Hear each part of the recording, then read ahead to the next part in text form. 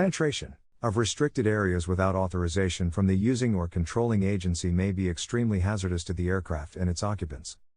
ATC facilities apply the following procedures when aircraft are operating on an IFR clearance, including those cleared by ATC to maintain visual flight rules, VFR on top, via a route that lies within joint use restricted airspace. 1.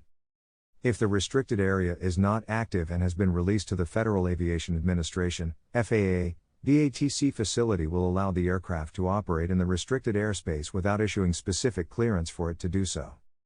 2. If the restricted area is active and has not been released to the FAA, the ATC facility will issue a clearance that will ensure the aircraft avoids the restricted airspace. Restricted areas are charted with an R followed by a number, for example, R 5701, and are depicted on the en route chart appropriate for use at the altitude or FL being flown. Warning areas are similar in nature to restricted areas, however, the U.S. government does not have sole jurisdiction over the airspace.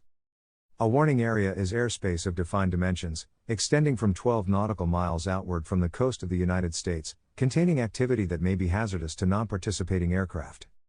The purpose of such areas is to warn non-participating pilots of the potential danger. A warning area may be located over domestic or international waters or both.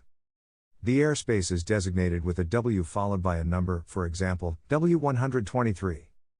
Military operations areas, MOAs, consist of airspace with defined vertical and lateral limits established for the purpose of separating certain military training activities from IFR traffic. Whenever an MOA is being used, non-participating IFR traffic may be cleared through an MOA if IFR separation can be provided by ATC. Otherwise, ATC will reroute or restrict non-participating IFR traffic. MOAs are depicted on sectional, VFR terminal area, and on route low altitude charts and are not numbered, for example Boardman MOA.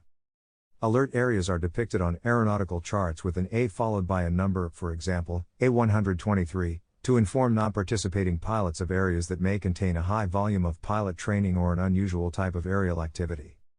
Pilots should exercise caution in alert areas.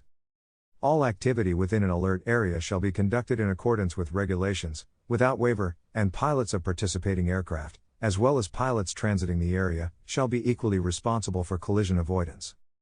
Military training routes, MTRs, are routes used by military aircraft to maintain proficiency in tactical flying. These routes are usually established below 10,000 feet MSL for operations at speeds in excess of 250 knots. Some route segments may be defined at higher altitudes for purposes of route continuity. Routes are identified as IFR, IR, and VFR, VR, followed by a number.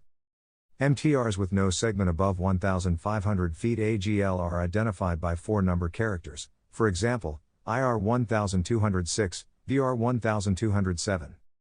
MTRs that include one or more segments above 1,500 feet AGL are identified by 3 number characters, for example, IR 206, VR 207.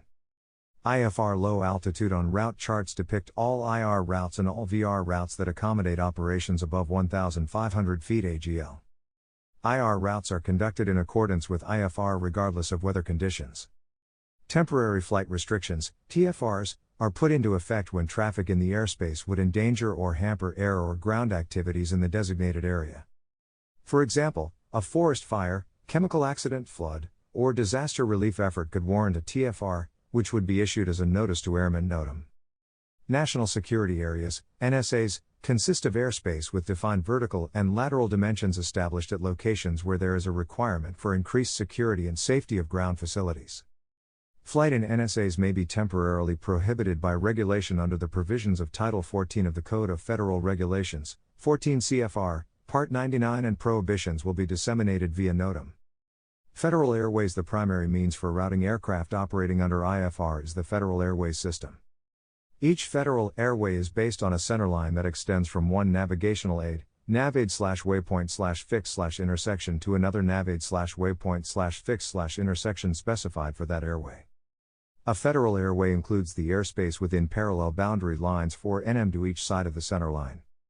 As in all instrument flight, courses are magnetic, and distances are in nm.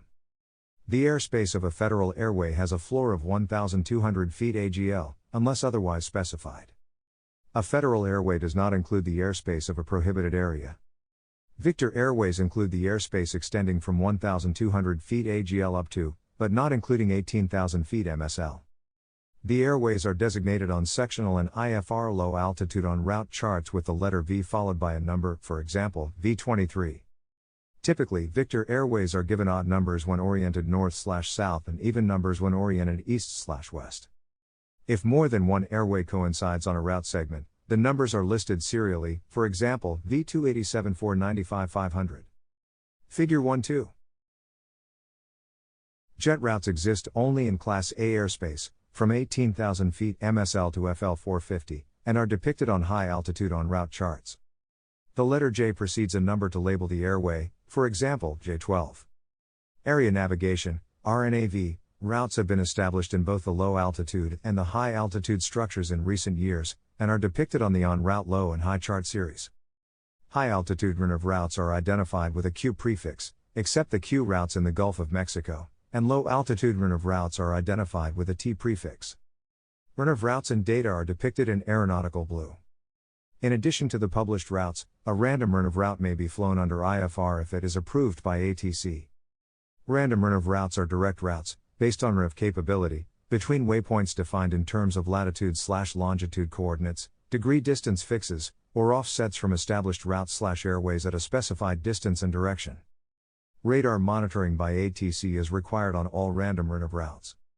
These routes can only be approved in a radar environment. Factors that are considered by ATC in approving random RNAV routes include the capability to provide radar monitoring and compatibility with traffic volume and flow. ATC will radar monitor each flight, however, navigation on the random RNAV route is the responsibility of the pilot. Other routing preferred IFR routes have been established between major terminals to guide pilots in planning their routes of flight, minimizing route changes, and aiding in the orderly management of air traffic on federal airways. Low and high altitude preferred routes are listed in the airport/facility directory, A/FD. To use a preferred route, reference the departure and arrival airports. If a routing exists for your flight, then airway instructions are listed.